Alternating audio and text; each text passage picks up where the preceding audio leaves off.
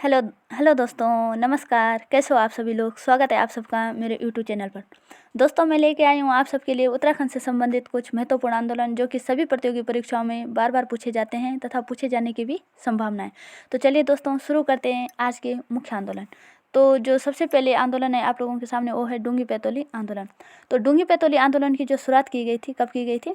1980 में। और कहाँ से शुरू किया गया था? चमोली से। और इसे किसने शुरू किया था? मथुरा देवी ने।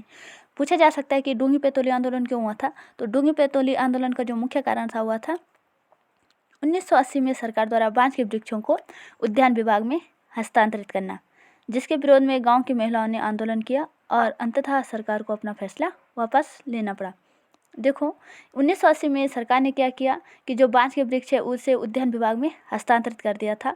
तो महिलाओं में क्या हो गया था? आक्रोश आ गया था कि अगर बांस के वृक्षों को आप क्या करेंगे, उद्यान विभाग में हस्तांतरित करेंगे तो हम अपने पशुओं को चारा कहाँ से खिलाएंगे। तो इसीलिए महिलाओं ने इसका जोरदार विरोध किया था कि इससे हमारे पशुओं के लिए चारे की कमी होगी और हमें चारा लेने पता नहीं कहाँ कहाँ जाना पड़ेगा। अंततः सरकार को जो सरकार का यह फैसला था उन्हें वापस लेना पड़ा और इस आंदोलन की भरपाई करनी पड़ी। ठीक है। तो जो दूसरा आंदोलन है आप लोगों के सामने वो है कुंजनी वन आंदोलन। कुंजनी वन आंदोलन की जो शुरुआत हुई थी वह हुई थी 1904 में। इसका जो नेतृत्व किया था वह अमर सिंह ने किया था। उस समय जो टिहरी का शासक था, पूछा जा सकता है कि कुंजनी वन आंदोलन के समय टिहरी का शासक कौन था? कीर्ति शाह।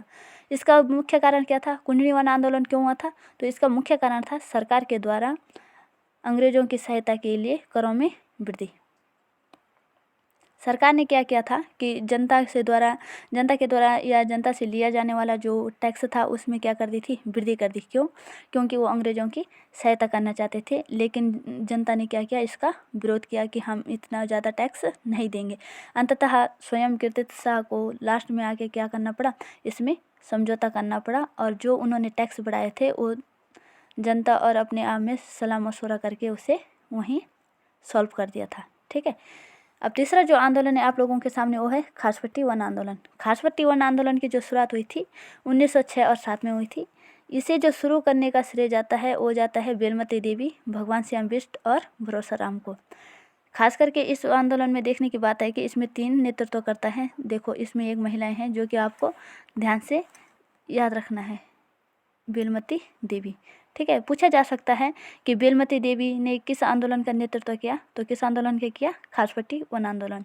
खासपट्टी वन आंदोलन कब शुरू हुआ था? 1906 और 7 में।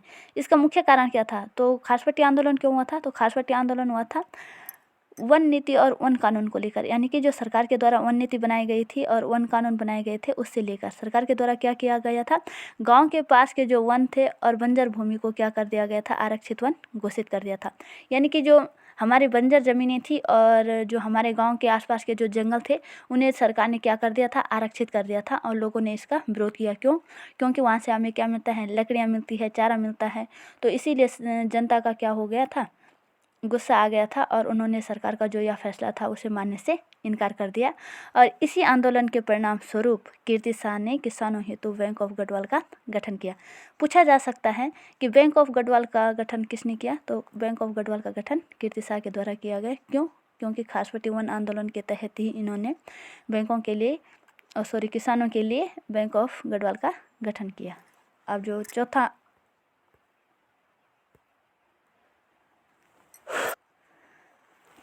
जो आंदोलन है वह है असहयोग वन आंदोलन। असहयोग वन आंदोलन की शुरुआत कब हुई थी? 1919 से 1922 तक यह आंदोलन चला था। और असहयोग आंदोलन का जो मुख्य क्षेत्र था वह था पौड़ी और चमोली। इसका जो नेतृत्व किया था गोपाल सिंह राणा ने किया था। और असहयोग वन आंदोलन क्यों किया गया था? देखो, 1915 में सोने शेर और बिसाव प्रथा के खिलाफ। सोने शेर और बिसाव प्रथा क्या थी? एक राजा के द्वारा प्रचलित की गई एक प्रथा थी जो कि जनता को अच्छी नहीं लगी।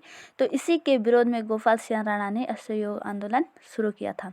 ठीक है। यह आंदोलन इसी का विस्तारित रूप था। किस चीज़ का? सोने शेर और बिसाव प्रथा का जो विरोध कर रहे थे। तो यहाँ विरोध करते करते इसने क्या कर दिया था? उग्र रूप धारण कर दिया था और बाद में इसे असहयोग वन आंदोलन के नाम से जाना जाने लगा। उसके बाद दूसरा फैक्ट है आप लोगों के सामने, गोपाल सिंह राणा को आधुनिक किसान आंदोलन का जनक कहा जाता है। पूछा जा सकता है कि आधुनिक किसान आंदोलन का जनक किसे कहा जाता है? तो आपका आंसर होगा गोपाल सिंह राणा को।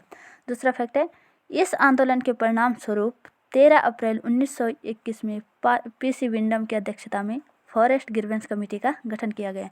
देखो, आप लोगों के सामने क्वेश्चन आ सकता है कि किस आंदोलन के परिणाम स्वरूप फॉरेस्ट ग्रीवेंस कमेटी का गठन किया गया, तो असहयोग वन आंदोलन के परिणाम स्वरूप फॉरेस्ट ग्रीवेंस कमेटी का गठन किया गया। इसका अध्यक्ष कौन था? पीसी विंडम। और फॉरेस्ट ग्रीवेंस कमेटी कब गठित की गई? 13 अप्रैल 1921 को। और इस कमेटी ने अपनी रिपोर्ट कब दी? तो इस कमेटी ने अपनी रिपोर्ट दी 28 अक्टूबर 1921 को। पांचवा जो आंदोलन है आप लोगों के सामने, राजगढ़ी वन आंदोलन। राजगढ़ी वन आंदोलन की जो शुरुआत हुई थी 1926 से 1930 तक यह आंदोलन चलता रहा। और देखो कि दूसरा फैक्ट क्या है इसमें, 1926 में working plan of Tehri Garhwal state नामक कड़ा बंदोबस्त लाया गया। पूछा जा सकता है आप लोगों से कि working plan of Tehri Garhwal state नामक कड़ा बंदोबस्त कब लाया गया? तो 1926 में। ठीक है, और इसी कड़े बंदोबस्त के तहत क्या किया गया, इस बंदोबस्त को 1929 के नाम से जाना जाने लगा।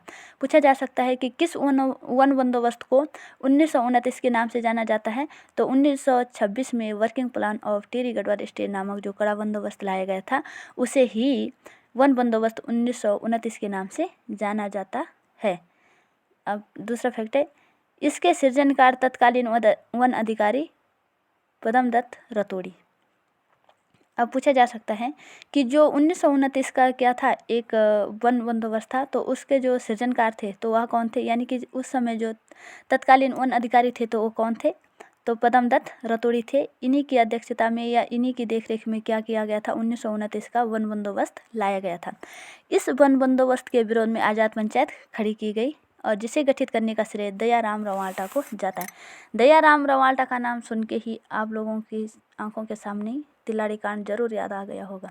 ठीक है, तो आप लोग एक पॉइंट ये भी याद रखना कि दयाराम रवाल्टा ने तिलाड़ी कांड का नेतृत्व किया था, जिसमें उन्होंने अहम भूमिका निभाई थी। अब दूसरा फैक्ट है, 30 मई 1930 को तिलाड़ी कांड इसी आंदोलन का परिणाम, यानी कि जो यह राजगढ़ी वन आंदोलन हुआ था तो इसी के परिणाम स्वरूप 30 मई 1930 को तिलाड़ी के मैदान में तिलाड़ी कांड आंदोलन शुरू किया गया था। और इस आंदोलन में मैंने आपको बताया था कि 379 निर्दोष किसानों की क्या की गई थी, हत्या कर दी गई थी। और इसमें गोली चलाने का आदेश किसने दिया था? चक्रधर जुयाल ने। इतना याद रखना तिलाड़ी कांड में। ठीक है, अब जो छठा आंदोलन है आप लोगों के सामने डांगी चोरा आंदोलन। डांगी चोरा आंदोलन उतना फेमस तो नहीं है, यह शुरू हुआ और जल्दी यह ख़त्म हो गया था। तो ये आप लोगों को बस ये 2 पॉइंट याद रखना है कि डांगी चोरा आंदोलन कब शुरू हुआ था? 1946 में। और किसने शुरू किया था? नागेंद्र सकलानी और दौलत राम ने। ठीक है, अब जो 7वां आंदोलन है आप लोगों के सामने, ये बहुत ही इम्पोर्टेंट आंदोलन है जो कि परीक्षाओं में बार बार पूछा जाता है। तो वह है झपटो छिनो आंदोलन। झपटो छिनो आंदोलन की शुरुआत कब हुई थी? 21 जून 1998 में। और इसे किसने शुरू किया था? गोविंद सिंह रावत ने। इसका मुख्य कारण क्या था? इसका मुख्य कारण था रेणी, लाता, तोलमा आदि गांव की जनता ने वनों पर परंपरागत हक बहाल करने व नंदा देवी राष्ट्रीय पार्क का प्रबंधन ग्रामीणों को सौंपने की मांग को लेकर लाता गांव में धरना प्रारंभ किया। 15 जुलाई 1998 को लोग अपने पालतू जानवरों के साथ नंदा देवी राष्ट्रीय पार्क में घुस गए। तो आप लोगों से पूछा जा सकता है कि छिनो झपटो आंदोलन क्यों हुआ था? तो छिनो झपटो आंदोलन क्यों हुआ था? क्योंकि जनता ने वनों पर परंपरागत हक बहाल करने, यानी कि उन्होंने कहा था कि जंगलों पर क्या है, हमारा हक है, ये हमारे जंगलात है, इसमें हमारा ही हक होना चाहिए, ना कि सरकार का होना चाहिए। और दूसरी बात यह थी कि नंदा देवी जो राष्ट्रीय उद्यान था उसका प्रबंधन, यानी कि उसकी देखरेख की जो जिम्मेदारी है वह ग्रामीणों को सौंपी जाए, ना कि लोगों को वहाँ पे रखा जाए। ठीक है, तो इसी के विरोध में ग्रामीणों ने क्या की थी? आवाज़ उठाई थी। और अंततः उन्होंने क्या किया? 25 जुलाई 1998 को अपने पालतू जानवरों के साथ वहाँ नंदा देवी राष्ट्रीय पार्क में घुस गए थे।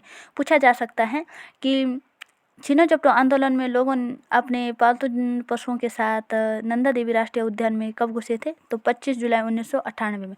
शुरू कब हुआ था? 21 जून 1998 को। इस डेट को आप थोड़ा याद रखना, ठीक है। 15 जुलाई और 21 जून में आप कन्फ्यूज मत होना, सन एक ही है 1998। दूसरा पॉइंट है आप लोगों के सामने, कोटमल्ला रुद्रप्रयाग के जगत सिंह चौधरी, यानी कि जगत सिंह चौधरी को जंगली के नाम से भी जाना जाता है। तो जगत सिंह चौधरी ने मिश्रित वन खेती मॉडल, तो जगत सिंह चौधरी कहाँ के निवासी थे? रुद्रप्रयाग के थे। और उन्होंने क्या किया था? मिश्रित वन खेती मॉडल तैयार किया था। अब दूसरा जो पॉइंट आप लोगों के सामने नेक्स्ट, विश्वेश्वर दत्त सकलानी को वृक्ष मानव कहा जाता है। पूछा जा सकता है कि वृक्ष मानव के नाम से किसे जाना जाता है? तो वृक्ष मानव के नाम से विश्वेश्वर दत्त सकलानी को जाना जाता है। यह टेरी के निवासी है। टेरी यानी कि जो सुरकंडा माँ का मंदिर है, सकलाना पट्टी के यह निवासी है, ठीक है। विश्वेश्वर दत्त सकलानी कहा जाता है कि इन्होंने 5000 पेड़ों को लगाया था और इन्हें विश्व प्रसिद्धि मिली थी। जो क्वेश्चन है, 8वां जो आंदोलन है आप लोगों के सामने हुआ है मैती आंदोलन। पूछा जा सकता है मैती आंदोलन की शुरुआत कब हुई थी? तो मैती आंदोलन की शुरुआत हुई थी 1996 में। किसने शुरू किया था? कल्याण सिंह रावत ने। किस स्थान से शुरू किया था? चमोली से। देखो अब एक पॉइंट याद रखना कि यह एक भावनात्मक आंदोलन है। पूछा जा सकता है निम्नलिखित में से कौन सा एक भावनात्मक आंदोलन है? आप लोगों के सामने आ सकता है ऑप्शन, राजगढ़ी वन आंदोलन, डांगी चोरा आंदोलन, ठीक है, खासपट्टी वन आंदोलन या मैती आंदोलन। तो आप लोगों को यह विशेष याद रखना कि मैती आंदोलन क्या है? एक भावनात्मक आंदोलन है। यह भावना से जुड़ा हुआ है।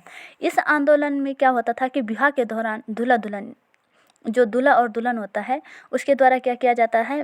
मायके में, यानी कि जो दुल्हन का जो मायका होता है, तो उसमें क्या किया जाता था? वृक्षारोपण किया जाता था, जिसकी देखरेख की जिम्मेदारी मायके वालों की होती थी। और इस आंदोलन में केवल अविवाहित स्त्रियां ही हिस्सा लेती थी। पूछा जा सकता है कि वह कौन सा आंदोलन है जिसमें अविवाहित स्त्रियां भाग लेती हैं? तो मैती आंदोलन है, ठीक है। तो इसमें दोनों क्या करते, पति पत्नी क्या करते थे? विवाह के दौरान एक पौधा रोपते थे और उस पौधे की देखरेख की जो जिम्मेदारी होती थी वह होती थी मायके वालों की। आप लोगों के सामने कुछ महत्वपूर्ण जानकारी देखो, राज्य में किसान व वन आंदोलन को डांडा के रूप में जाना जाता है। पूछा जा सकता है कि डांडा किसे कहते हैं? तो किसान या वन आंदोलन को डांडा कहा जाता है। कहाँ? उत्तराखंड में सिर्फ, ठीक है, उत्तराखंड की बात हो रही है। राज्य में किसान आंदोलन के जनक के रूप में गोपाल सिंह राणा को जाना जाता है। तो आप लोगों के सामने क्वेश्चन बन सकता है निम्नलिखित में से किसान आंदोलन के जनक के रूप में किसे जाना जाता है? तो आपका जो राइट आंसर होगा वो होगा गोपाल सिंह राणा। दूसरा है पॉइंट आप लोगों के सामने, दसोली ग्राम स्वराज संघ मंडल चंडी प्रसाद भट्ट द्वारा 1980 में इसकी स्थापना। देखो चंडी प्रसाद भट्ट आपको याद भी रहे होंगे, किससे जुड़े हुए हैं? ये चिपको आंदोलन में मैंने आप लोगों को बताया था, ठीक है। तो दसोली ग्राम स्वराज संघ की जो स्थापना की थी किसने की थी? चंडी प्रसाद भट्ट ने। और कब की थी? 1980 में। तो दोस्तों आज के लिए इतना ही। Thank you so very much. आशा करती हूँ कि आप लोगों को मेरा यह प्रयास पसंद आए। अगर मेरी यह वीडियो आपको पसंद आए तो ज़रूर से ज़रूर मेरी वीडियो को लाइक करें, शेयर करें और मेरे चैनल को सब्सक्राइब करें। थैंक यू दोस्तों, thank you so very much. मिलते हैं दूसरे वीडियो में, तब तक के लिए धन्यवाद।